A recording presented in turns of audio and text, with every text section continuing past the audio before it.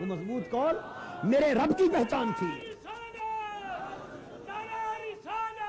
میرے رب کی پہچان تھی، وہ میرے مصطفیٰ کی پہچان تھی۔ میں نے مصطفیٰ کو دیکھا تو نہ تھا مگر سنا تھا کہ کنڈل والے بال ہیں، سو میں نے زلفیں دیکھی پہچان لیا۔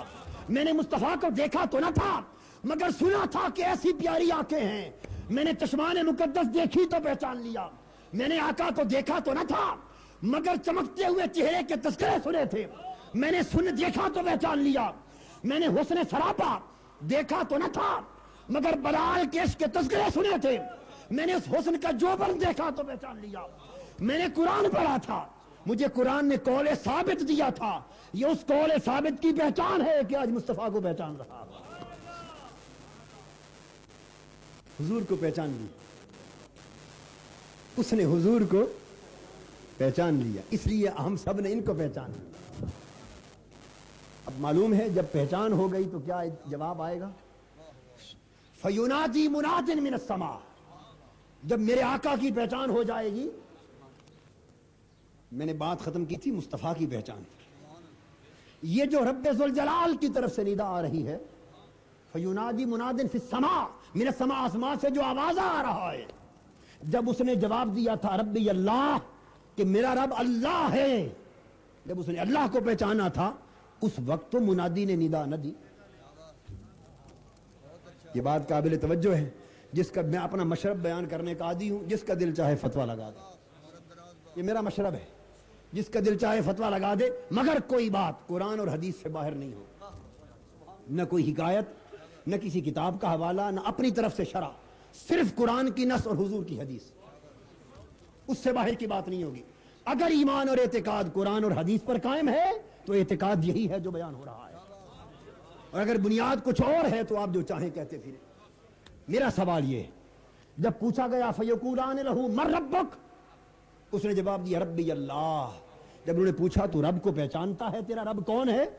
اس نے جواب دیا ہاں پہچانتا ہوں، میرا رب اللہ ہے۔ اس وقت تو منادی نے ندا نہ دی، منادی خاموش رہا، اس وقت منادی خاموش رہا۔ پھر پوچھا تو دین کو پہچانتا ہے؟ اس نے کہا دین کو بھی پہچانتا ہوں، دینی الاسلام، میرا دین اسلام ہے۔ تب بھی منادی خاموش رہا، تب بھی منادی خاموش رہا۔ ارے جب حضور اللہ کے محبوب کی پہچان کی بات آئی تب وہ بول اٹھا۔ جب پوچھا کہ وہ کون ہے، جب پوچھا ما ھذا الرجل الذی بعث فیکم، یہ جو سامنے نظر آ رہا ہے یہ ہستی کون ہے، یہ ہستی کون ہے، اس وقت پردے اٹھا دیے جاتے، اسی پل کے لیے تو انتظار کر کر کے یہ انتقال کرتے ہیں، اس لیے ان کی ہماری موت کو موت کہتے ہیں، ان کی موت کو وصال کہتے ہیں۔ ہماری موت موت ہے، ان کی موت وصال ہے، ان کی موت کا نام ملاقات ہے۔ کون سی ملاقات؟ ما ھذا الرجل، ہے بتائیے کون ہے؟ اب ہم تو پتہ نہیں کیا جواب دیں گے، مگر ان کا جواب بھی سن لو۔ جب ان سے پوچھا جاتا ہے نا یہ کون ہے، یہ جواب دیتے ہیں کہ اسی کی خاطر تو چل کے آیا، اسی کی خاطر تو مر کے آیا، زندگی کے مرحلے طے کر کے آیا، اسی کی خاطر تو قبر تک آ پہنچا۔ اب مجھ سے پوچھتے ہو یہ کون؟ یہ میرے آقا ہے۔ جب حضور کو پہچان لیا تب منادی بول اٹھا، تب آواز آئی۔ معلوم ہے کیا آواز آئی؟ سبحان اللہ، یہ محبوب سے محبت کی باتیں۔ تو جب حضور کی پہچان ہو گئی تب آواز آئی، آواز آئی فَافْشِرُوهُ فِي مِنَ الْجَنَّةِ، سبحان اللہ۔ اس وقت آواز آئی اللہ پاک کی طرف سے، شروع میں يُنَادِي مُنَادٍ مِنَ السَّمَاءِ أَنْ صَدَقَ عَبْدِي فَافْشِرُوهُ مِنَ الْجَنَّةِ وَأَلْبِسُوهُ مِنَ الْجَنَّةِ وَافْتَحْ لَهُ بَابًا مِنَ الْجَنَّةِ فَيُحْصَى لَهُ فِي قَبْرِهِ۔ اس وقت آواز آئی کہ میرے بندے نے سچ کہا، میرے بندے نے سچ کہا۔ بس فرشتوں، اب سن لو، فرشتوں کو حکم ہو رہا ہے۔ کس کو حکم ہے بتائیے؟ قبر میں کوئی اور موجود ہے جس کو حکم دیا جائے؟ آئے سوال جواب کرنے ہیں، آئے سوال کرنے ہیں، قبر میں امتحان لینے آئے ہیں۔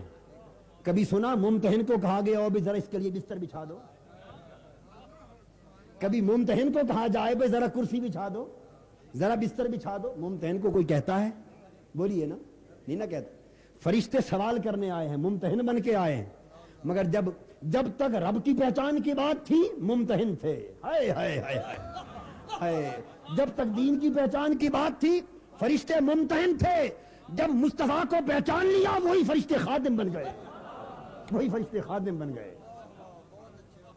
ہائے ہائے, جب میرے محبوب کو پہچان لیا اب فرشتوں جو ممتحن تھے اب تمہاری حیثیت کو بدلا جا رہا ہے, اب تم خادم بن جاؤ. مولا اب کیا کریں, اب یہ کرو اس کے کہ فَفْشَرُوهُ مِنَ الْجَنَّةِ, اب اس کے لیے جنت کا بستر بچھا دو. ہائے ہائے, اب اس کے لیے جنت کا بستر بچھا دو. وَالْبِسُوهُ مِنَ الْجَنَّةِ, اور جنت کا جوڑا پہنا دو. اب یہ دولہا بنایا جا رہا ہے. ارے اسی لیے حضرت علامہ نے فرمایا کہ ہم کس دولہا کی بارات میں آئے ہیں.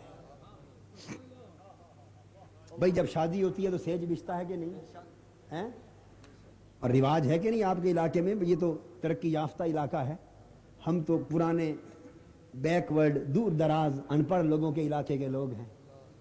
ہم ایک ہی ان پڑھ لوگوں کے علاقے کے لوگ ہیں. ہمارے ہاں تو یہ رواج ہے کہ دولہے کو آدمی آ کے جوڑا پہناتے ہیں, جوڑا پہناتے ہیں. بھئی یہ جو قبر والا بیٹھا ہے جس نے جواب دے دیا کیا یہ خود جوڑا نہیں پہن سکتا؟